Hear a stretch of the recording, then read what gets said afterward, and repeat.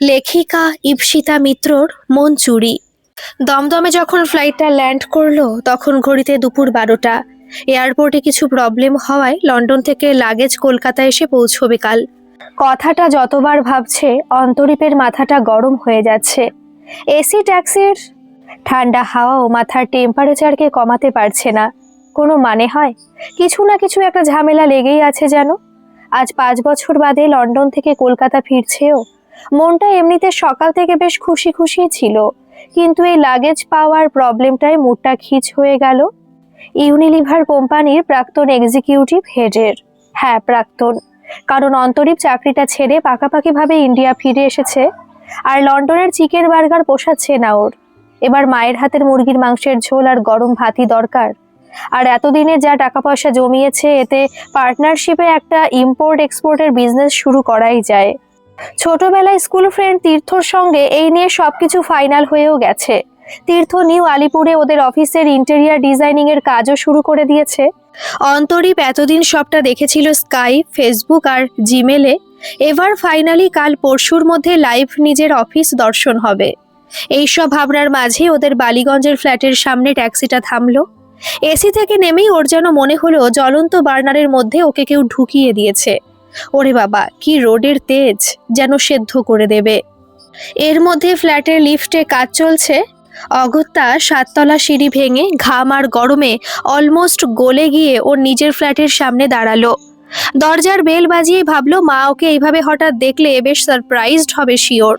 ইচ্ছে করে আজ আসার ব্যাপারটা মাকে চেপে গিয়েছিল, তাই এইসব ভাবনার ভিড়ে হঠাৎ দরজাটা খুললো।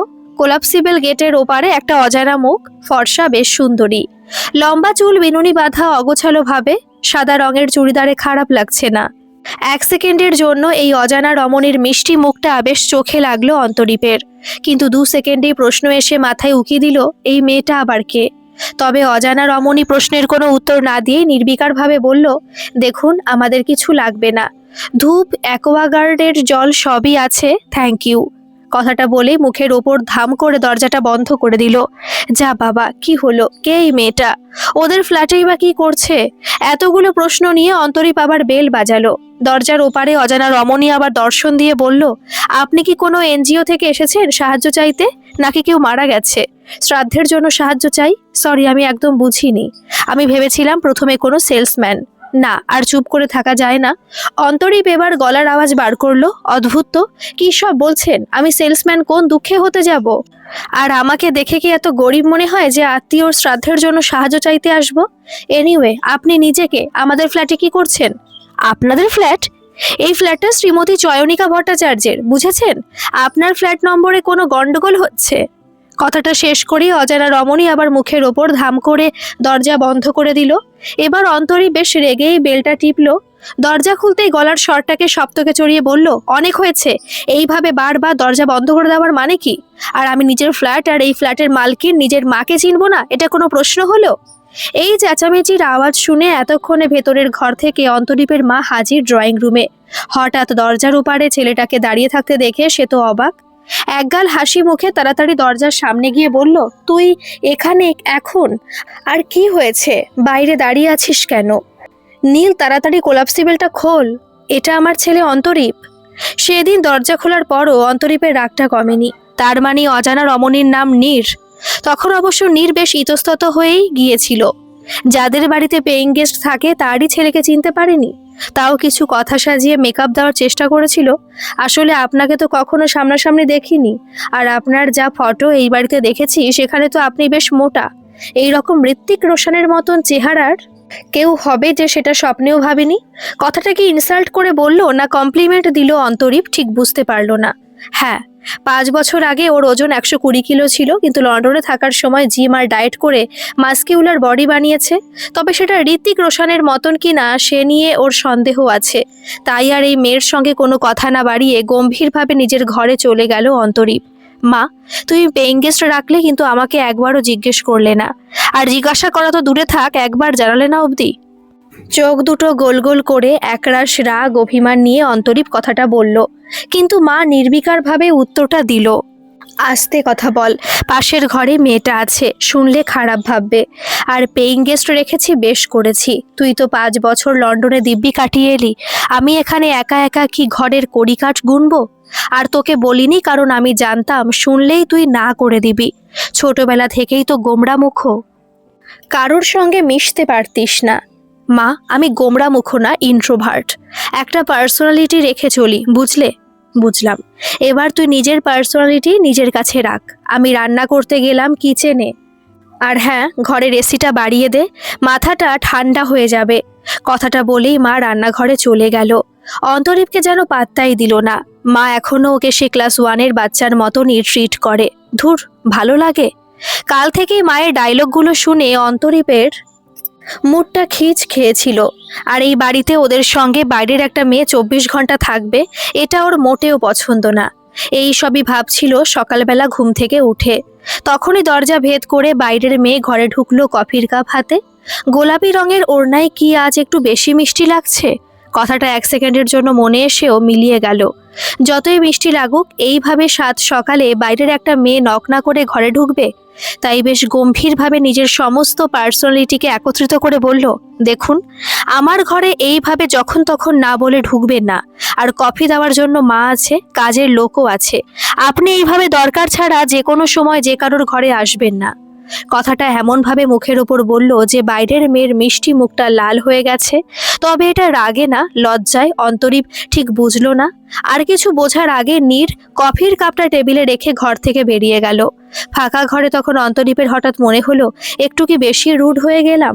আসলে আজকাল নিউজে এত কিছু শোনে, ভাড়াটের হাতে বাড়িওয়ালা খুন, সুন্দরী পেইং গেস্ট বাড়ির সবকিছু চুরি করে ফেরার। এইসব হেডলাইন্স পড়ে বাইরের অচেনা অজানা কারোর ওপরই বিশেষ বিশ্বাস করতে ইচ্ছে করে না। তাই সেই রাতে খাবার টেবিলে অন্তরীপ মাকে ডিরেক্টলি কিছু প্রশ্ন করলো। মা, ওই মেয়েটা মানে নীডের পুলিশ ভেরিফিকেশন করেছো? Police verification? কি বলছিস? আর ও আমার সঙ্গে 2 বছর হলেও আছে। ওর ভোটার কার্ড প্যান কার্ড তো প্রথম দিনই দেখিয়েছিল। মা, মানে শুধু ভোটার কার্ড প্যান কার্ড দেখে তুমি থাকতে দিয়ে দিলে? যেন ওগুলো সব ফেকও হতে পারে। যাই হোক, তো ওই মেয়েটা করেটা কি? একটা ইংলিশ মিডিয়াম স্কুলের টিচার, এছাড়া একটা এনজিওতেও কাজ করে।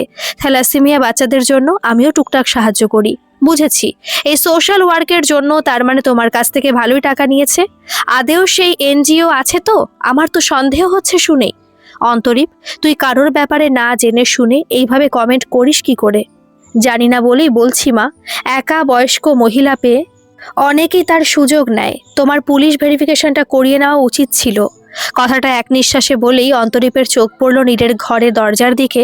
গম্ভীর মুখে দরজার সামনে দাঁড়িয়ে নীর, দৃষ্টিটা খুব দৃঢ়। তবে আজ আর চুপ করে না থেকে নীর অন্তরীপের কাছে এসে জবাবটা দিল, আমি বুঝতে পারছি আমার এই বাড়িতে থাকাটা আপনার পছন্দ না। চিন্তা করবেন না, আর 1 মাসের মধ্যেই আমি কোনো লেডিস হস্টেলে চলে যাব। তবে যাওয়ার আগে আপনাকে আমার সাথে 2টো জায়গায় যেতে হবে, 1 পুলিশ স্টেশন আর 2 এনজিও। পুলিশ স্টেশন কারণ যেই ভেরিফিকেশনটা 2 বছর হয়নি সেটা আপনি এখনই করে নেবেন। আর আমার যে কোনো ক্রিমিনাল রেকর্ড নেই সেটা জানার পর এই 1 মাস আপনার মনে একটু হলেও শান্তি থাকবে। আর 2 এনজিও কারণ ওই থ্যালাসেমিয়ার বাচ্চাগুলোকে নিজের চোখের সামনে দেখে হয়তো আপনার বিশ্বাস হবে যে ডোনেশনের টাকাগুলো ঠিক কি কি কাজে লেগেছে। আর সেটা দেখেও যদি আপনার মনে হয় যে এই ডোনেশনের জন্য কিছু টাকা দিয়ে আপনার অনেক বড় লোকসান হয়ে গেছে, তাহলে মাসিমা আজ অবধি যা টাকা দিয়েছে সব আমি সুদে আসলে মিটিয়ে দেব। আর হ্যাঁ, কালকে সকালের কফিটা আমি শুধুমাত্র মাসিমা বলেছিল বলেই আপনার ঘরে দিতে গিয়েছিলাম। তবে এরপর এই 1 মাসে আপনার ঘরে আর কখনো পাও দেব না, আই প্রমিস। কথাটা শেষ করে নীর অন্তরীপের চোখের পলকেই ঘর থেকে বেরিয়ে গেল। এই প্রথম কারোর সামনে এইভাবে চুপ করে গেল। এতদিন নিজের পার্সোনালিটি আর গাম্ভীর্য নিয়ে বেশ অহংকার ছিল ওর, তবে আজ সেটা চূর্ণ হলো।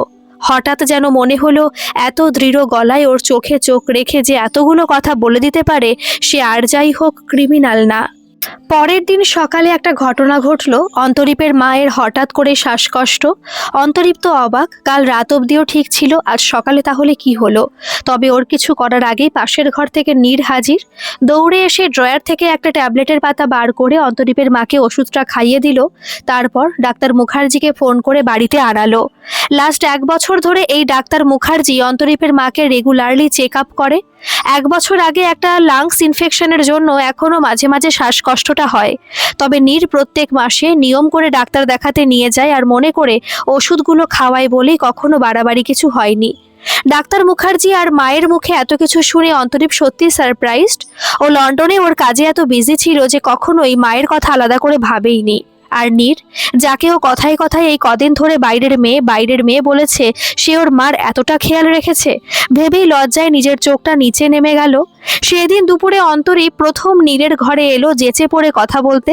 নীর আনমনে ব্যালকনিতে রাখা টবগুলোতে জল দিচ্ছিল। হঠাৎ অন্তরীপকে দেখে মুখটা গম্ভীর হয়ে গেল। আপনি এখানে? হ্যাঁ, একটু কথা ছিল। বুঝেছি। আমি আমার ঘরের ব্যালকনিতে গোলাপ, গাঁদা, নীলকণ্ঠ কেন লাগিয়েছি, এর জন্য আমাকে পারমিশন নিতে হতো আপনার থেকে, তাই তো? হ্যাঁ, গোলাপ, গাঁদা, নীলকণ্ঠ মানে? মানে আমাকে এখন আপনার কাছ থেকে পারমিশন চেয়ে অ্যাপ্লিকেশন জমা দিতে হবে ঘরের ব্যালকনিতে গাছ লাগানোর জন্য, এটাই বলতে এসেছেন নিশ্চয়ই? এ বাবা, না না, আমি তো সরি আর থ্যাংক ইউ বলতে এসেছি। কি সরি আর থ্যাংক ইউ? হ্যাঁ, আসলে লন্ডন থেকে আসার পর থেকে আমি আপনার সঙ্গে না বুঝে মিসবিহেভ করেছি। আমার ওইভাবে কথা বলাটা উচিত হয়নি, তার জন্য সরি। আর থ্যাংক ইউ বিকজ আপনি এতদিন ধরে মায়ের এত খেয়াল রেখেছেন। সত্যি আমি গ্রেটফুল আপনার কাছে। একটা সামান্য পেইং গেস্টের সঙ্গে এত ভদ্রতা না করলেও চলবে। হাজার হলেও বাইরের মেয়ে তো, চোর ডাকাতও হতে পারি। কথাটা যে নীর অন্তরীপকে ঠুকে বলল এটা বুঝতে ওর কোনোই অসুবিধা নেই। আর সরি যে অ্যাকসেপ্টেড না সেটাও বোঝা হয়ে গেল। স্বাভাবিক, শুধু শুধু মেয়েটাকে অনেক কথাই শুনিয়েছে। নীরের জায়গায় ওর নিজে থাকলেও এত সহজে রাগ ভাঙতো না। এই সবের পর 2 দিন কেটে গেছে। অন্তরীপকে এখন দেখলে নীর এড়িয়ে যায়। কথা বলা তো দূরে থাক, ভদ্রতার একটু হাসিও হাসে না মাঝে মাঝে। তাই অন্তরীপের মনে হয় বাবা, মেয়েটার বেশ রাগ আছে। সেই রাতে এইসবই ভাবতে ভাবতে গাড়ি চালিয়ে ফিরছিল সল্টলেকের রাস্তা ধরে। এখন কারণে অকারণে মাঝে মাঝে নীরের কথা মনে হয়, কে জানে কেন। এখন রাত 9টা, রাস্তাটা বেশ সুনসান। ওর সঙ্গে প্রায় 40,000 টাকাও আছে। কালই একটা ক্লায়েন্টকে ক্যাশে পেমেন্ট করতে হবে। সেদিন অন্তরীপের গাড়িটা ফুল স্পিডেই ছিল, কিন্তু হঠাৎ জোরে ব্রেকটা দিয়ে গাড়িটা থামাতে হলো মাঝ রাস্তায়। 2টো মোটরসাইকেল আচমকাই ওর গাড়িটাকে ওভারটেক করে সামনে দাঁড়িয়ে পড়েছে। তাই অন্তরীপ বুঝতে পারছিল না যে এইভাবে ওর গাড়িটাকে আটকে বাইক দুটো দাঁড়িয়ে পড়লো কেন। কিন্তু খুব তাড়াতাড়ি সবটা পরিষ্কার হয়ে গেল। 2টো বাইক থেকে 3টে ছেলে হাতে ছুরি আর একটা বন্দুক নিয়ে ওর গাড়িটাকে ঘিরে ধরলো। ফাঁকা অন্ধকার রাস্তায় তখন চিৎকার করার মতনও অবস্থা নেই অন্তরীপের। ছেলেগুলো ওর দিকে বন্দুক তাক করে এগিয়ে আসছে, তাই বাধ্য হয়ে ওকে গাড়ি থেকে নামতেই হলো। আর তখনই বন্দুক হাতে ছেলেটা ওর পকেট থেকে মানি ব্যাগটা বার করে cash, credit card, debit card সব নিয়ে খালি ওয়ালেটটা রাস্তায় ছুঁড়ে ফেললো। আর আরেকটা ছেলে গাড়ির পেছনের সিটে রাখা ব্যাগটাকে টান মেরে তুলে নিল। ওই ব্যাগে শুধু 40,000 টাকাই না, প্রজেক্টের সব অফিসিয়াল ডকুমেন্টসগুলো আছে। ওই ব্যাগটা যদি নিয়ে চলে যায় তাহলে সব শেষ হয়ে যাবে। তাই অন্তরীপ প্রায় আর্তনাদ করে উঠল, প্লিজ ওই ব্যাগটা নেবেন না প্লিজ। কিন্তু ওর কথাটা শেষ হতে ছুরি হাতে ছেলেটা অন্তরীপের হাতে একটা কোপ মারলো। যন্ত্রণায় ওর চোখের সামনেটা যেন অন্ধকার হয়ে গেল। আর এই ফাঁকে ছেলেগুলো বাইকে উঠে চম্পট দিতে যাবে, তখনই হঠাৎ যে ছেলেটার হাতে অন্তরীপের ব্যাগটা ছিল তার মাথায় কোথা থেকে একটা থান ইট এসে পড়লো। রক্তাক্ত অবস্থায় সে বাইক থেকে উল্টে পড়লো আর ব্যাগটা ছিটকে গিয়ে পড়লো রাস্তার ওপর। অন্তরীপ সবটা দেখে অবাক হয়ে পেছনে ফিরতেই দেখে অন্ধকার ভেদ করে নীর চিৎকার করতে করতে ওর দিকে দৌড়ে আসছে। আর নীরের বাঁচাও বাঁচাও উচ্চাঙ্গ সঙ্গীতে সাড়া দিয়ে একটু দূরে চায়ের দোকানে বসে থাকা ছেলেগুলো 1 মিনিটের মধ্যে দৌড়ে হাজির। ততক্ষণে অবশ্য ভয়ে বাকি 2জন দুষ্কৃতী বাইক নিয়ে পালিয়েছে। কিন্তু রাস্তায় পড়ে থাকা ছেলেটা আর উঠেও দাঁড়াতে পারেনি। পালানো তো দূরে থাক, ওর ঠিকানা শ্রীঘরই। এইসব দেখে অন্তরীপ তো যেন আকাশ থেকে পড়লো। নীর এখানে কি করছে? ততক্ষণে নীর রাস্তা থেকে ব্যাগটা কুড়িয়ে অন্তরীপের সামনে হাজির। আপনি ঠিক আছেন তো? হাতে কি খুব লেগেছে? অন্তরীপ বিস্ময়ের সুরেই বলল, আপনি এখানে কি করছেন এখন? কি করে এলেন? আমাদের এনজিওটা তো এই রাস্তায় পড়ে, ট্যাক্সি খুঁজতে হাঁটছিলাম। আচমকা আপনার গাড়িটা দূর থেকে দাঁড়িয়ে থাকতে দেখলাম। কয়েকটা লোক ফাঁকা রাস্তায় গাড়িটাকে ঘিরে ধরেছে দেখে বুঝলাম কিছু একটা গন্ডগোল হয়েছে, তাই ছুটে এলাম। সব শুনে অন্তরীপ নিষ্পলক দৃষ্টিতে নীরের দিকে তাকিয়েছিল কয়েক সেকেন্ড। সত্যি, নীর যদি সাহস করে এগিয়ে না আসতো আজ, তাহলে হয়তো সবকিছুই শেষ হয়ে যেত। সেদিনকে থানা পুলিশ করে ট্যাক্সি ধরে বাড়ির জন্য রওনা দিতে দিতে রাত 10:30। ট্যাক্সিতে এখন শুধু অন্তরীপ আর নীর। তবে নিস্তব্ধতা ভেঙে সেদিন অন্তরীপই কথা বলতে শুরু করেছিল। আপনি যদি আজ না আসতেন তাহলে যে কি হতো। থ্যাঙ্কস বললে আজ খুব কম বলা হবে। তো থ্যাঙ্কস বলার দরকার নেই। আর আপনার জায়গায় অন্য কেউ থাকলেও আমি এটাই করতাম। বুঝেছি, এখনও আপনি আমার ওপর রেগে। কি করে যে আপনার রাগটা কমাবো? টিটেনাস ইঞ্জেকশন নিয়ে। হ্যাঁ মানে ইঞ্জেকশন? অন্তরী বেশ আঁতকে উঠল, কিন্তু নীর শান্তভাবে উত্তর দিল, দেখুন আপনার হাতটা ছুরির লোহাতে কেটেছে, শুধু ড্রেসিং করলেই হলো না, ইঞ্জেকশনটা না নিলে সেপটিক হতে পারে। না মানে ইঞ্জেকশন নিয়ে কি হবে? অন্তরীপ আমতা আমতা করে বলল। নীর কথাটা শুনে মুচকি হেসে উত্তর দিল, বুঝলাম, তার মানে আপনি ইঞ্জেকশনে ভয় পান তাই তো? কথাটা যেন অন্তরীপের পৌরুষত্বে লাগলো। তখনই গলাটা দৃঢ় করে বলল, কে বলল ভয় পাই? একদম ভয় পাই না। তবে আমি ইঞ্জেকশন নিলে কি আপনার সব রাগ কমে যাবে? শিওর তো? 100% শিওর। এবার তো চলুন। না, সেই দিন টিটেনাস ইঞ্জেকশনের পর আর নীর অন্তরীপের ওপর রেগে থাকতে পারেনি। সেই দিন অন্তরীপ হাতে ব্যথা নিয়ে বেশ সিরিয়াসভাবে ওর দিকে তাকিয়ে যখন বলল, দেখো আর আপনি আগে করতে পারবো না, এবার তুমি করেই কথা বলবো, আর এত ভদ্রতা দেখাতে পারছি না, সরি। তখন নীর না হেসে থাকতে পারেনি। ছেলেটা আর যাই হোক মনটা পরিষ্কার, খারাপ ভালো সবটাই দেখিয়ে করে। সামনে এক পেছনে আর এক টাইপের না, বরং সেই রাতে একটা নতুন বন্ধুত্ব শুরু হয়েছিল নীর আর অন্তরীপের বন্ধুত্বের। মানুষের জীবনটা একটা না বলা গল্পের মতন, কোন পাতায় কি লেখা আছে আগে থেকে কেউ বলতে পারে না। যেমন নীর আর অন্তরীপের। নীর তো কখনোই প্রথমে ভাবতে পারিনি এই গম্ভীর রুড অ্যারোগেন্ট ছেলেটা সিগনালে দাঁড়িয়ে থাকা কোনো বাচ্চাকে দেখলে কখনোই খালি হাতে ফেরায় না। এই প্রবাস থেকে ফিরে আসা ছেলেটা মোবাইলের রিংটোন আমার হিয়ার মাঝে। এই ছেলেটা নামি দামি রেস্টুরেন্টের থেকে বেশি গঙ্গার ধারে চায়ের দোকানটায় বসে গোধূলি বিকেল দেখতে ভালোবাসে। এই 1 মাসে নীরের অনেক হিসেবকে উল্টে পাল্টে দিয়েছে অন্তরীপ। তাই তো সেদিনও হঠাৎ বলেই ফেললো মুখের ওপর, তুমি যে এই রকম সেটা তোমাকে দেখে বোঝা যায় না। তাই তাহলে দেখে কি বোঝা যায় একটু শুনি। প্রথমে দেখে তো মনে হয়েছিল আমার যে রামগরুড়ের ছানা একটা, যে হাসেই না আর অহংকারে মাটিতে পাই পড়ে না, একদম না কুচু টাইপের। এটা যেন মনে হলো কনসাল্ট করে ইনসাল্ট। সত্যি আজ অব্দি নিজেকে আয়নায় দেখে এত কিছু কখনোই মনে হয়নি। আর আজ অব্দি কেউ এত মন দিয়ে আমার সুনামও করেনি। তবে হ্যাঁ, শুধু একটা ব্যাপারে এগ্রি করতে পারলাম না আমি, আমার নাক ঠিকঠাক একদম মোটেও উঁচু না। দরকার হলে স্কেল দিয়ে মেপে দেখতে পারো। এই কথাটার সত্যি আর কোনো উত্তর দিতে পারেনি নীর, শুধু ঠোঁটের কোণায় এক চিলতে হাসি এসে জড়ো হয়েছিল। এখন এই টুকরো কথা টুকরো হাসি চলতেই থাকে অন্তরীপের সঙ্গে। মাঝে মাঝে একসাথে কফি শপের আড্ডায়, তো কখনো সন্ধেবেলা ভিক্টোরিয়ার সামনে আইসক্রিম খেতে খেতে অনেক দিনের জমে থাকা পুরনো না বলা কথা গুলোও হয় দুজনের। জানো অন্তরীপ, বাবা যেদিন মারা গেল, আমার সেদিন উচ্চ মাধ্যমিকের রেজাল্ট ছিল, স্টার মার্কস এসেছিল, মিষ্টি নিয়ে ফিরছিলাম বাড়ি, কিন্তু সেদিন যে আমাকে শ্মশান থেকে বাবাকে পুড়িয়ে এসে মিষ্টি মুখ করতে হবে ভাবিনি। হঠাৎ হার্ট অ্যাটাক, সব শেষ 2 সেকেন্ডেই। এই সবের 2 বছর পর মাও আর থাকলো না, বাবাকে হয়তো খুব মিস করতো। ঘুমের মধ্যেই শেষ। কাকারা তারপর আমাকে বিয়ে দিতে চেয়েছিল জোর করে। কতদিনই বা টানতো আমাকে, তখনই বাড়ি ছাড়লাম। টিউশন পড়ি আর বাবার পেনশনের টাকায় হস্টেল কলেজের খরচ উঠেই যেত। তারপর মাস্টার্স কমপ্লিট করে এই স্কুলে চাকরিটা পেলাম, আর এখন লোকের বাড়ির গেস্ট হয়ে কাটছে। নিজের আর কোনো ঠিকানা থাকলো না। নীর কথাটা শেষে জোর করে একটা হাসি নিজের মুখে রাখার চেষ্টা করলো, হয়তো ভিজে চোখ দুটোকে ঢাকার জন্যই। আসলে অনেকদিন বাদে নিজের পুরনো জমে থাকা সব কথাগুলো কারোর কাছে বলল। তবেও চোখের জল দেখিয়ে সান্ত্বনা চায় না, শুধু সবটা শেয়ার করে একটু হালকা হতে চায়। কিন্তু সেদিন অন্তরীপ নীরকে কোনো সান্ত্বনার কথা বলেনি, শুধু নিষ্পলক দৃষ্টিতে তাকিয়েছিল ওর দিকে, নীরের জোর করে দেখানো হাসিটার দিকে। হঠাৎ সেই দিন অন্তরীপের চোখের কোণটাও ভিজে গিয়েছিল জলে। একটা কষ্ট এসে জমেছিল মনের ভেতর। কষ্টটা ছিল নীরের জন্য। এই সব টুকরো মুহূর্তগুলোর মাঝে 6 মাস কেটে গেছে। সেদিন নীর রোজকার মতন সকালবেলা ব্যালকনির গাছগুলোতে জল দিচ্ছিল। হঠাৎ অন্তরীপ খুব গম্ভীর মুখে ওর ঘরে ঢুকলো। তোমার সাথে কিছু ইম্পর্টেন্ট কথা ছিল আমার। কি কথা? কি হয়েছে? এত সিরিয়াস কেন? তুমি বলেছিলে আমি আসার 1 মাসের মধ্যে তুমি আমাদের বাড়ি ছেড়ে চলে যাবে, আর এখন 6 মাস হয়ে গেছে, তুমি এখনো আমাদের বাড়িতে পেইং গেস্ট। কি এইসব কি বলছো অন্তরীপ? কি হয়েছে হঠাৎ? কি হয়েছে না হয়েছে সেটা তোমার জানার দরকার নেই। তোমার আর এই বাড়িতে পেইং গেস্ট থাকা চলবে না, ব্যাস। হঠাৎ করে কথাটা খুব কানে লাগলো নীরের। মানুষ বদলায়ও জানে, কিন্তু অন্তরীপ যে বদলাতে পারে সেটা আজ জানলো। চারিদিকটা যেন ঝাপসা হয়ে এলো ওর, জল জমেছে চোখে। এই জলটা অন্তরীপকে ভালোবাসার। এই 6 মাসে যে ওর মনে জায়গা করে নিয়েছে ছেলেটা ওর অজান্তেই। যাই হোক, প্রতিবাদ করবে না নীর। চলে যখন যেতে বলেছে চলেই যাবে, এই ভেবে দৃঢ় গলায় বলল, ঠিক আছে তাই হবে, আজই চলে যাব। কথাটা শেষ করে নীর চলে যাওয়ার জন্য পা বাড়ালো, আর তখনই অন্তরীপ শক্ত করে নীরের হাতটা ধরলো। আমার কথাটা এখনো শেষ হয়নি, আর সবটা না শুনে তো যেতে দেব না। আর কি কিছু বলার বাকি আছে? অফকোর্স বাকি আছে। আজকের পর তুমি আর এই বাড়িতে পেইং গেস্ট হয়ে থাকতে পারবে না, থাকলে মালকিন হয়েই থাকতে হবে, বুঝলে? Will you marry me please? কি বিয়ে তোমাকে? হ্যাঁ আমাকে। পাত্র হিসেবে এমন কিছুও খারাপ নই, মানছি নাকটা একটু উঁচু, তবে ওইটুকু তো অ্যাডজাস্ট করাই যায়। অন্তরীপ কথাটা বলে নীরের হাতে একটা আংটি পরিয়ে দিল আচমকা। নীরের চোখে জল আর মুখে হাসি। আজও অন্তরীপের কাছে বাধা পড়ল সারা জীবনের জন্য।